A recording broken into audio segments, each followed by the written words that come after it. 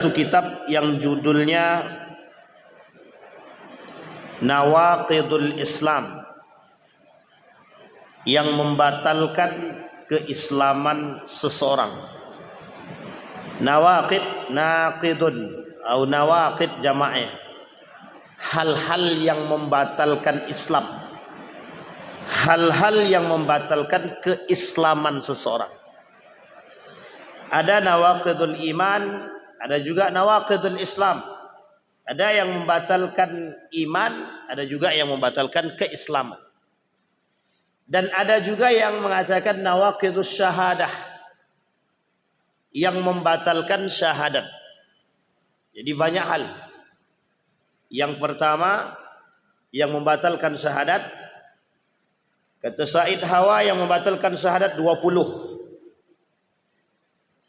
Kemudian kata Syekh Abdul Wahab, yang membatalkan Islam ada 10. Satu lagi Syekh Sulaiman mengatakan yang membatalkan iman 10. Tapi dalam pandangan para ulama yang lain ada 20 asbab jalan menuju kesesatan. Kira-kira banyak apa sedikit tuh? 20 jalan menuju kesesatan. 20 membatalkan syahadat, 10 membatalkan Islam, 10 membatalkan iman. 30 terindikasi munafik. Pilih yang mana mau kita bahas dulu? Mau pilih yang pertama 20 pembatalan syahadat, 20 jalan kesesatan, 10 membatalkan Islam, 10 membatalkan iman, 30 yang menjadi manusia munafik. Nah, pilih mana? Kok yang semuanya buruk-buruk semua Ustaz? Tidak ada yang baik-baik gitu ya. Kita mulai dari nawaqidul Islam, yang membatalkan keislaman seseorang. Sebenarnya sederhana Ustaz, yang membatalkan syahadat itu. Apa dia yang membatalkan syahadat? Yang pokoknya murtad daripada Islam, selesai itu. Kan begitu. Kalau membatalkan Islam kan, keluar daripada Islam. Tapi bukan itu yang dimaksud, kata para ulama. Ada hal-hal yang penting banget untuk kita pahami. Karena kadang-kadang kata para ulama, ada orang yang terjebak dalam kufur yang samar-samar. Nah, ini yang penting tuh, kufur samar-samar itu. Yang kita khawatirkan itu, kita hidup di zaman yang serba subhatnya jelas dan condong ke haram, condong kepada hal-hal yang haram. Yang kita khawatirkan terjebak dalam kekufuran serta terjebak dalam pembatalan itu. Kita ambil contoh, ketika kita mempertahankan akidah, ini hal yang penting. Tak sengaja, kalau bukan karena Bang Ikhwan Jursal, saya tak akan bisa hidup lagi. Itu otomatis tuh, yang kayak gitu itu tuh. Kalau diyakini, wa in tayaqqana bi qalbihi, kalau dia yakini dengan hati dia, selesai urusan kita. Apa maksudnya selesai urusan kita itu? Hampir terjebak dalam pembatalan keislaman. Hati itu. Jangan dipuja-puja betul Bang Ikhwan Jursal. Ya Bang Iwan ya. Sampai sini paham ya? Ini contoh Pak. Nanti kita jelasin. Sekarang pertanyaannya, apa yang disebut dengan nawaqid? Nawaqid itu artinya yang membatalkan. Kemudian apa itu Islam? Islam itu jalan keselamatan. Tapi Islam itu agama, iya. Artinya selamat itu aja.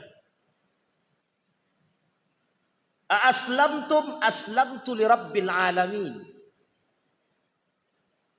Apakah kalian berislam? Ya, kami berislam li rabbil alamin. Atau bahasa lain diartikan, apakah kalian mencari jalan keselamatan? Ya, kami mencari jalan keselamatan dengan bersama atau menyembah Tuhan yang agung, Rabbul Alamin, Rabbul Izzah. Di dalam Al-Quran, innad dina indallahil Islam. Tidak ada agama yang lain yang diridhai oleh Allah kecuali agama Islam. Bapak Ibu, agamanya Nabi Isa apa? Nasrani atau Islam? Yakin Islam? Dari mana dapatnya Bapak Ibu? Dalam Al-Quran. Nabi Musa apa agamanya? Pak, Nabi Musa agamanya apa Pak? Apa agamanya? Islam. Nabi Ibrahim apa agamanya? Islam. Kok bisa Islam semua? Yakin Bapak Ibu? Ada ayat yang berbicara ada. Di dalam Al-Quran itu disebutkan semua ulul azmi itu semuanya beragama Islam. Nabi-nabi yang lain Islam semua. Semua nabi Islam. Dari Adam sampai akhir semua Islam. Semua Islam. Nabi ada berapa jumlahnya Bapak Ibu? 25. Salah tuh. Itu jelas fatal salahnya. Rasul 25. Ulul azmi 5. Rasul Nabi di atas 1000. Nabi di atas, ada Nabi Syed, ada Nabi Khidir, itu sebagian orang. Ada Nabi yang lain. Jadi banyak Nabi itu, ada sekitar 1000 lebih. Setiap kabilah punya Nabi sendiri. Kecuali kabilah Quraisy. Capek nunggu Nabi tak datang-datang. Ternyata nabinya Muhammad sallallahu alaihi wasallam. Dari keturunan Nabi siapa? Nabi siapa? Nabi Ibrahim. Nabi Ibrahim punya anak 2. Ishak, Ismail. Dari Ishak turun Yakub, Yusuf, Ayub sampai bawah. Sam'un punya anak, anaknya Nabi. Levi punya keturunan, keturunannya Nabi. Nabi Yusuf tak punya keturunan Nabi. Tapi punya keturunan yang soleh, orang soleh. Tapi tak punya Nabi. Kecuali Nabi Yusuf itu sendiri. Benjamin, dari keturunan Benjamin 3 generasi Nabi. Dari keturunan. Dari keturunan Yahuda tidak ada Nabi. Justru lahir Yahudi. Dari keturunan Yahuda. Yahuda, cicitnya Yahuda punya kelompok namanya Yahudi. Merubah kelompok jadi agama namanya Yahudi. Jadi agama Yahudi itu baru berubah menjadi kelompok Yahudi, pengikutnya Yahuda ini baru merubah kelompok menjadi agama. Itu bukan pada masa Yahuda, bukan pada masa Nabi Yakub. Tapi lebih tepatnya 4 generasi setelah Yahuda. 4 generasi setelah Yahuda kalau tak salah. Itu dari jalur Nabi Ishak. Dari jalur Nabi Ibrahim kemudian ke Ismail. Dari Ismail turun ke bawah. Tak ada Nabi. Nyantol Nabi terakhir. Namanya Nabi Muhammad sallallahu alaihi wasallam. Jadi panjang ininya Pak. Jadi panjang sekali. Itu Nabi. Nabi Adam menurunkan ilmunya kepada anaknya Syed. Syed menurunkan sahifahnya kepada Idris.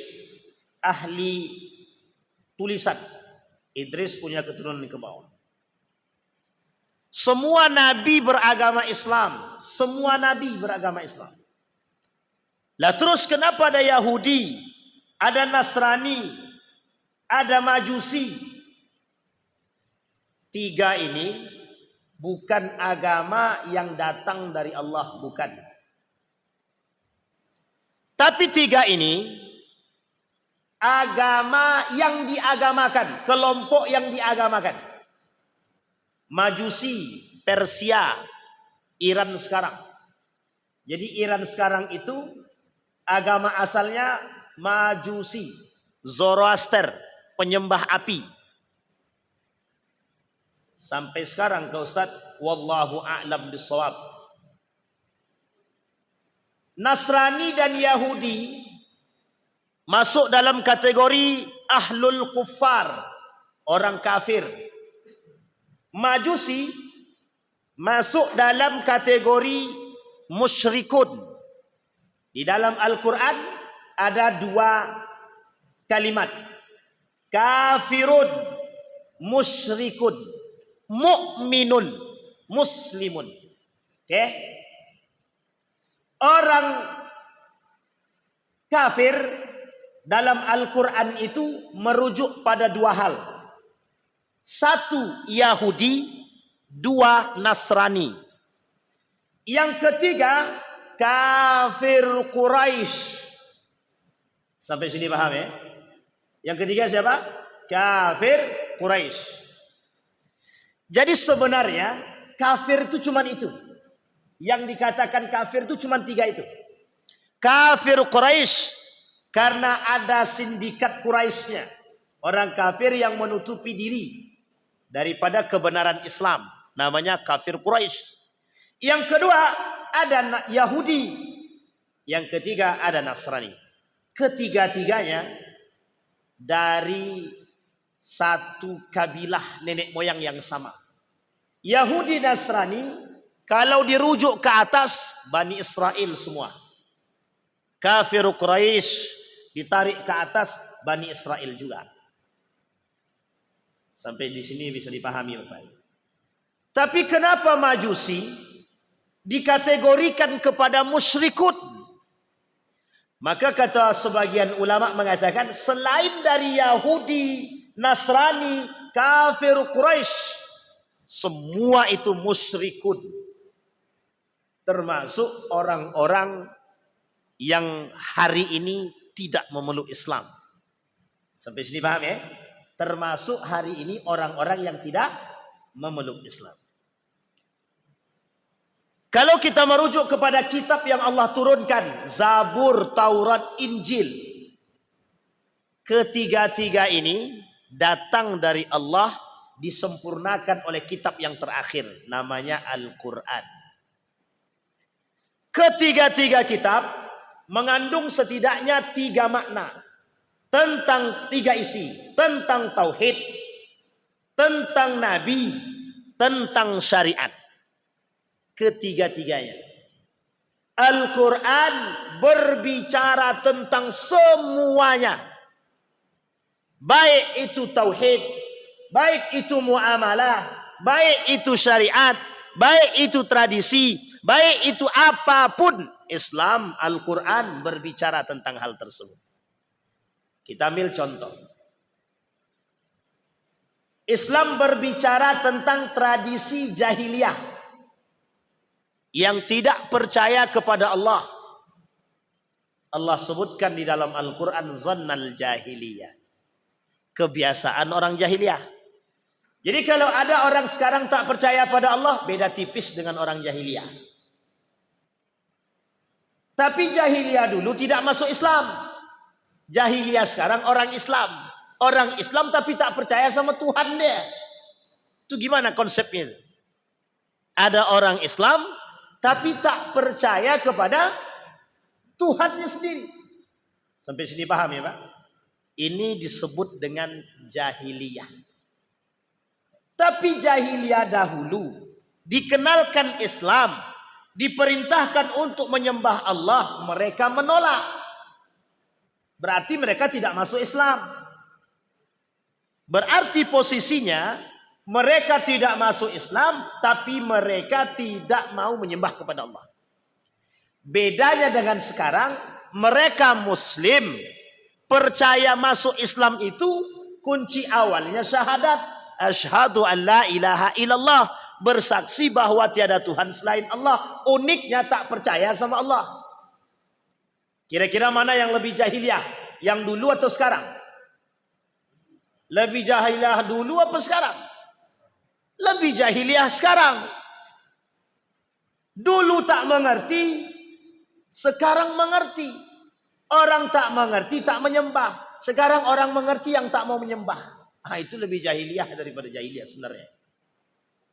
Maka konsep pertama yang bisa membatalkan keislaman seseorang kata ulama, nomor satu, al-isyraku billah. Antaj'alu lillahi niddan.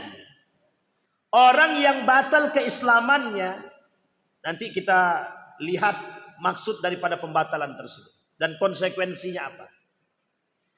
Kata para ulama, yang pertama al-isyraku billah, syirik kepada Allah. Syirik kepada Allah seperti yang dilakukan ahlul majusi. Ahlul majusi. Siapa itu ahlul majusi? Yang menyembah Zoroaster, menyembah api. Zaman dulu dia tahu manusia, dia kenal manusia. Yang dia sembah api. Kenapa api? Ada filosofi daripada api itu. Salah satu di antaranya keberanian. Sampai di sini bisa dipahami Pak ya? Api. Yang kedua, ada orang jahiliyah dulu dan kelompok musyrikun yang lain menyembah matahari. Kita rujuk kepada Ibrahim. Falamma ra'a asy-syamsa bazigha qala hadza rabbi. Ketika tengok matahari dia kata ini Tuhanku. Ketika tengok bulan ini kata dia Tuhanku. Ternyata bukan. Jadi Nabi Ibrahim itu mengkiaskan. Tengok bulan ada kelompok yang menyembah bulan. Tengok matahari ada kelompok yang menyembah matahari. Ternyata kata Nabi Ibrahim bukan Tuhanku.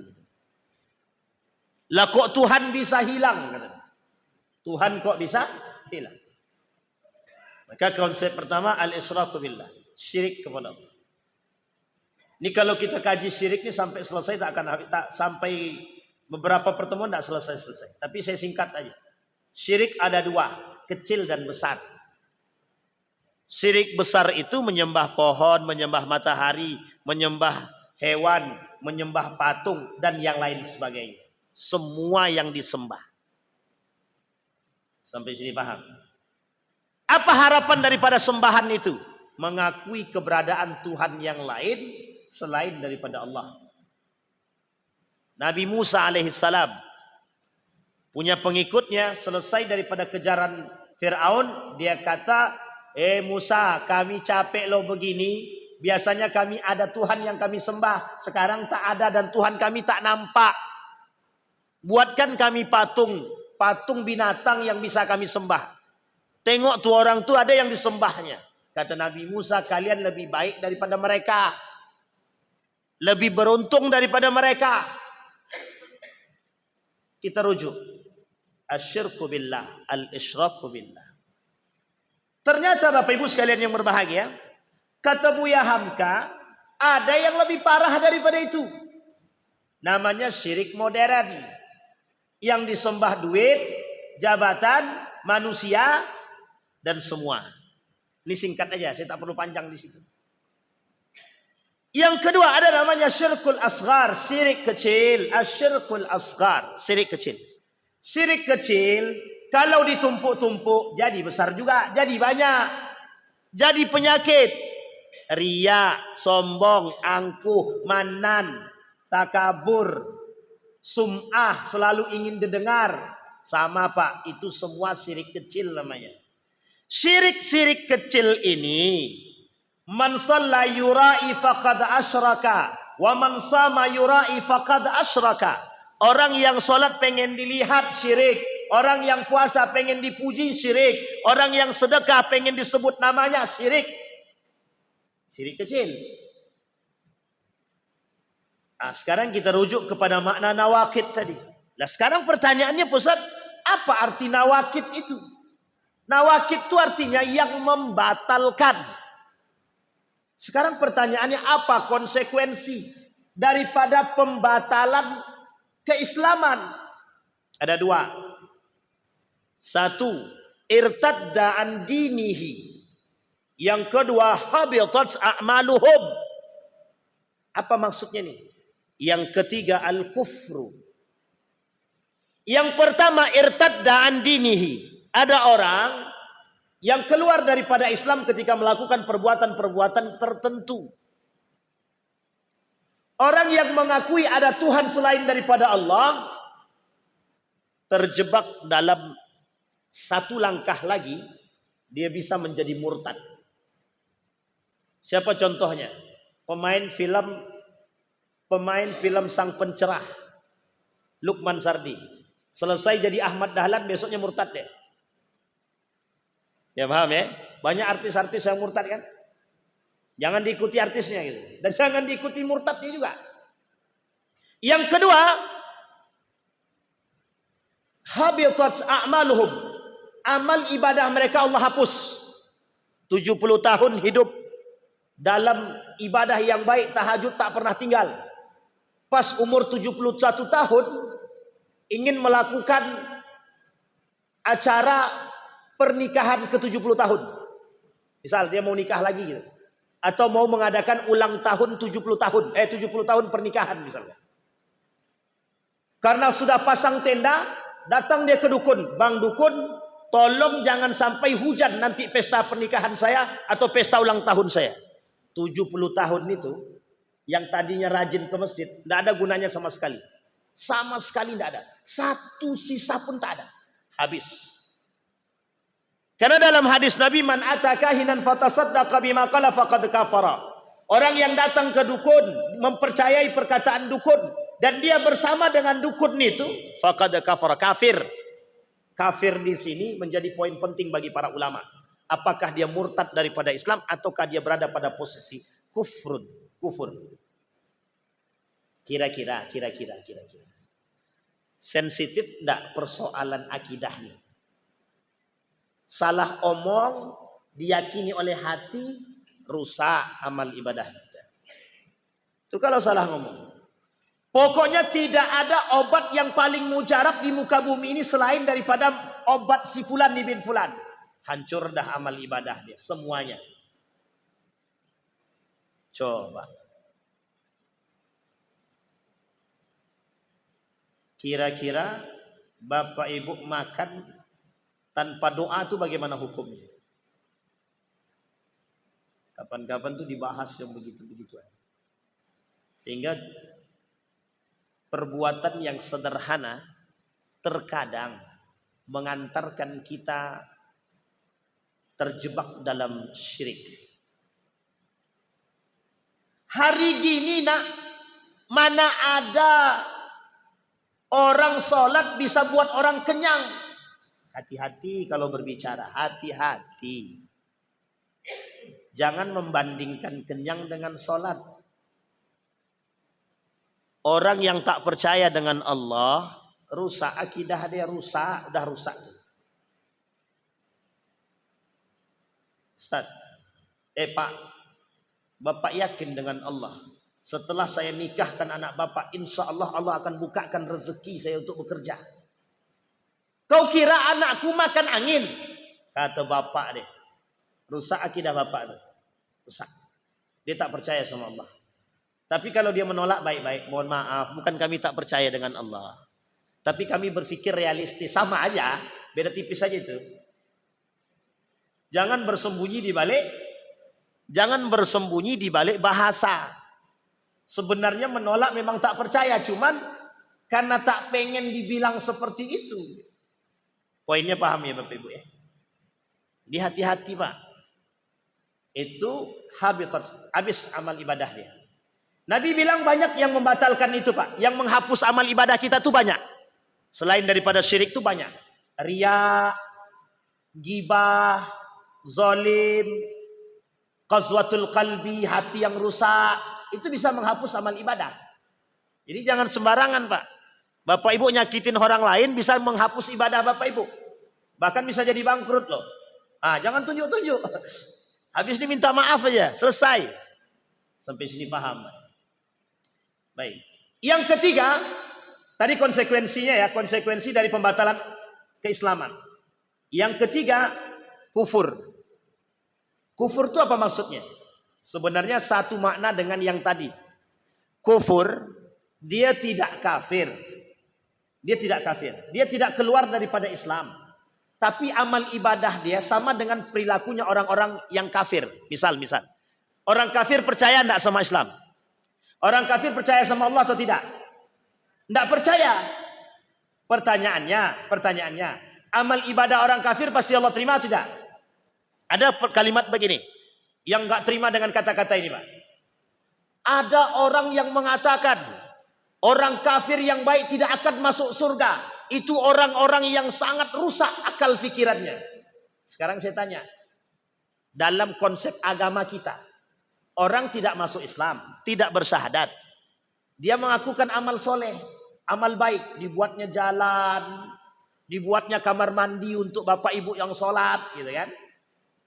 Tapi dia tak Islam, dia kasih sumbangan, dia bangun masjid yang megah, tapi dia tak masuk Islam. Kira-kira, ini kalau mati masuk surga atau neraka nih? Kok spontan gitu Bapak Ibu bilang? Kok serius betul? Itu yakinnya kita kan? Yakinnya kita gerbang masuk surga itu kan ada syahadatnya gitu. Loh kalau tidak ada syahadat gimana mau masuk surga Pak Ustaz? Tapi kata orang orientalis, orang liberal tidak begitu. Kita nih dianggap kolot, kok picik betul pikirannya gitu. Orang baik tolak ukurnya ya kebaikan. Maka kata Ustaz Mulia itu, tolak ukur masuk surga itu bukan sholat, bukan Islam, kebaikan. Jadi baik kali kita masuk surga kata dia. Nah pemikiran yang sesat itu yang begini gitu. Ini pikiran yang sesat. Sekarang saya luruskan Pak.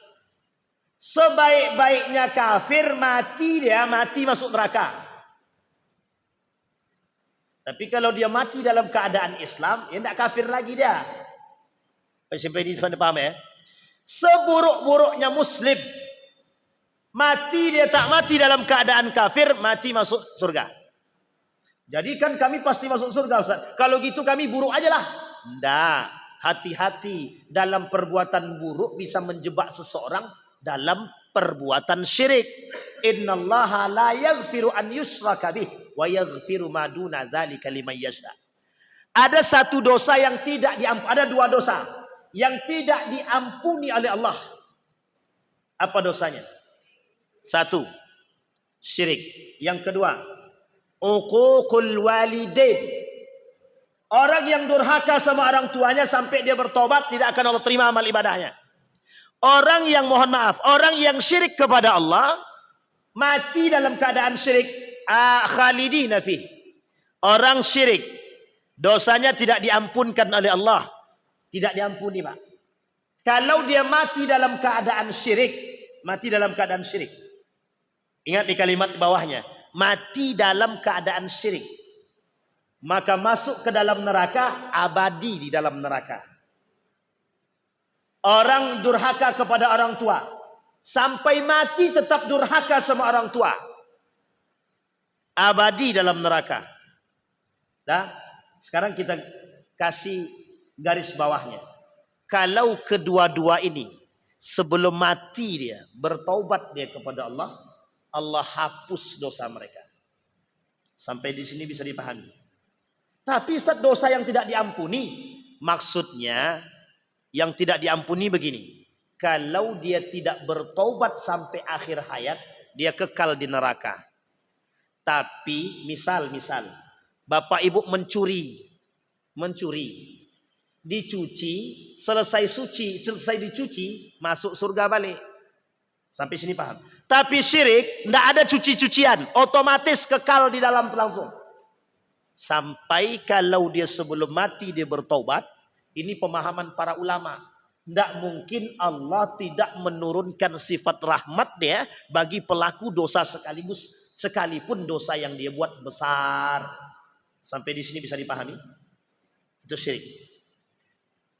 Tapi syiriknya cuma kecil Pak Ustaz. Sama pelaku syirik kecil, pelaku syirik besar terjebak dalam satu konsekuensi. Apa itu? Kufur. Apa itu kufur? Perbedaan kufur dengan kafir. Kafir orang yang tidak masuk Islam. Artinya dia tidak percaya kepada Allah. Sementara kufur dia muslim, bersyahadat tapi tak percaya kepada Allah. Sampai sini paham? Itu dia. Jadi kalau orang muslim tak percaya kepada Allah, apapun yang dia buat di muka bumi ini tidak ada nilai sama sekali di hadapan Allah. Sama halnya dengan apa yang dilakukan oleh orang kafir. Namanya kufur. Makanya Pak, Bu, mohon maaf, satu di antara 30 tanda manusia munafik dalam bukunya Dr. Aid Al-Qarni itu, satu di antara 30. 30 ini sedikit apa banyak? Banyak banget. Bisa jadi kita terindikasi munafik, Pak. Na'udzubillah, tsumma na'udzubillah. Dari 30. Satu di antaranya, orang yang mengingkari nikmatnya Allah. Orang yang mengingkari nikmat yang Allah berikan. Lihat kalimatnya. Orang yang mengingkari nikmat ini, Allah sebut dalam Al-Quran, waman kafara. Barang siapa yang kufur, kata Allah. Dengan nikmatku, kata Allah, niscaya azabku sangat pedih. Coba bayangkan. Hanya karena mencela makanan di dapur, makanan yang kau buat dek cuman tahu. Apalah rasa tahu nih? Tak ada enaknya sama sekali. Itu kufur. Namanya kufur nikmat dia. Dan terjebak dia dalam dua konsekuensi. Kalau dia meyakini dengan hati dia akan keingkaran dia. Satu dia munafik. Yang kedua dia bisa batal syahadat dia. Coba bayangkan. Kata Said Hawa. Nomor 5 dari 20 poin tadi. Nomor 5. Dari 20 poin yang membatalkan syahadat. Nomor 5-nya mengingkari nikmatnya Allah. Berat apa tak berat tuh? Sekarang nikmat mana lagi kata Allah dalam Al-Quran? Fabi ayyi ala rabbikuma tukadziban. Umat muslim, orang beriman. Nikmat mana lagi yang kau dustakan gitu? Yang mau kita dustakan? Jadi kalimat dustakan ini itu bagian daripada sifatnya orang munafik. Sampai di sini bisa dipahami Bapak Ibu? Syirik. 2. Besar, kecil. Dulu syirik besar selesai. Sekarang syirik besarnya modern. Lebih trending, lebih bagus. Apa contohnya? Ada HP jadi Tuhan. Internet jadi Tuhan hari ini. Kalau tidak ada internet, stres otak. Bagaimana kami mau WA? Bagaimana kami mau Instagram? Bagaimana kami mau ini? Bagaimana semua? Kalau mati lampu, semua stres. Aduh, mati lampu. Tidak bisa nengok ini, tak bisa ini, tak bisa itu. Seolah-olah lampu sudah menjadi kebutuhan yang kalau tidak ada lampu stres dia. Orang yang seperti ini terjebak dalam kesyirikan, terjebak dalam pembatalan, terjebak dalam keingkaran atau kufur akan nikmat. Berbahaya atau tak berbahaya? Baik. Itu yang pertama. Dia masih ada 9. Baik. Sudah bisa dipahami ya Bapak Ibu ya? Maka Bapak Ibu hati-hati. Innahu man yusyrik billahi faqad harramallahu alaihil jannah wa ma'wahun nar wa ma lizzalimina min ansar. Kata Allah, mereka itu betul-betul melakukan perbuatan syirik, dan mereka yang syirik kepada Allah faqad harramallahu al-jannah. Allah haramkan surga bagi mereka. Wa ma'wahun nar, tempat mereka kembali mereka adalah api neraka. Wa ma lizzalimina min ansar, tak ada satupun penolong bagi mereka. Ini agak berat memang. Maka jangan sampai kita terjebak dalam kesyirikan. Maka Bapak Ibu, apa konsekuensi kalau kita sudah terjebak dalam hal tersebut? Yang pertama, tubu ilallahi taubatan nasuha. Orang yang terjebak dalam pembatalan keislaman sebenarnya terjebak dalam indikasi, bukan langsung batal Islamnya ya, bukan murtad, bukan kafir, tapi terjebak dalam kekufuran atau amal ibadahnya dihapus. Apa yang harus mereka lakukan? Tubu ilallah. Bertaubat kepada Allah. Yang kedua, ya'udu ila ma'ada min fitrih. Kembali kepada fitrah dia balik. Pahami bahwa dia ini sebagai hamba, dan pahami bahwa Allah adalah Tuhan yang harus disembah. Nah, ini hati-hati. Makanya kalau kita rujuk kepada kondisi kita sekarang, itu di depan kita musyrik, belakang musyrik, kanan musyrik, kiri musyrik. Depan munafik, belakang munafik, kanan munafik, kiri munafik. Coba bayangkan. Sekarang Bapak Ibu berada di antara orang-orang seperti itu. Apa yang harus kita lakukan? Apa yang harus kita lakukan? Imam Syafi'i pada masanya tutup telinga, pandang ke bawah, jalan begini. Hanya khauf, takut, khawatir. Takut dia khawatir bahwa dirinya terjebak dalam hal-hal tersebut. Itu maksiat kecil. Hanya maksiat pandangan. Hanya maksiat telinga. Begitu model Imam Syafi'i. Sekarang, maka disebut orang yang hidup di akhir zaman, kalau bertahan dalam menggenggam, kalau berani dia bertahan dalam istiqomah kebaikan dan iman akidah dia, maka janjinya Allah lebih besar bagi mereka yang tidak memiliki tantangan. Besar, Pak. Maka surga itu bagi orang-orang yang hidup di akhir zaman itu seperti satu gambaran. Pokoknya kata Allah, di akhir zaman tuh begini. Kata Nabi itu, orang di akhir zaman tuh kalau betul-betul dia pegang imannya di tengah kecamuk musyrik, kesyirikan dan kemunafikan itu, maka orang seperti ini pokoknya prestasi terbesar. Nah, gitulah bahasanya itu. Dimuliakan. Karena pada masa Nabi, orang hidup tantangannya tidak seperti ini, Pak. Tantangannya jihad, Pak, berperang. Yang dia lawan ekspansi Islam saja, Pak. Yang dia lawan kafir, bagaimana menyebarkan Islam. Kafir Quraisy, bagaimana orang kafir Quraisy masuk ke dalam Islam. Itu lawan dia. Nabi kalau mereka kalut, kalau mereka bingung dengan pertanyaan mereka, mereka datang ke Nabi, ya Rasulullah, bagaimana pendapatmu tentang A, B, C, D? Dijawab sama Rasulullah. Ini sampai jam berapa? Oh, selesai. Bilang deh tadi, Pak. Ini kalau tadi kode-kode tak selesai nih, Pak. Biasanya Bang Iwan pandai dia kode, tapi tak pandai pula tak kode-kode sekarang. Baik, sebelum saya tutup. Jadi Bapak Ibu sekalian yang berbahagia, poinnya sudah bisa kita pahami. Artinya, pada masa Nabi, itu tempat bertanya ada. Tempat sahabat ada bertanya. Tabi'in masih bisa bertanya. Tabi'in masih. Selesai tabi'in, kita kebingungan. Ulama cuma ada dua. Satu ulamaul akhirah dan kedua ulamaul dunia. Tinggal pilih. Dan kita dibingungkan dengan kondisi tersebut. Maka orang yang berada dalam kebingungan itu dan teguh dia dengan memegang nilai agamanya, itulah yang paling berat di akhir zaman itu. Makanya dia punya prestasi dan spesial. Surga yang dijanjikan bagi mereka itu spesial. Jadi Bapak Ibu, istiqamah itu penting.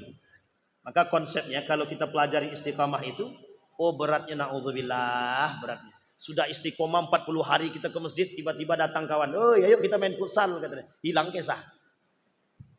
Tiba-tiba main futsal, sedang menendang bola, patah kaki. Allah Tuhan, antu lau, katanya. Mas, yang biasanya istighfar, keluar kalimat-kalimat yang tidak baik. Hati-hati, Pak.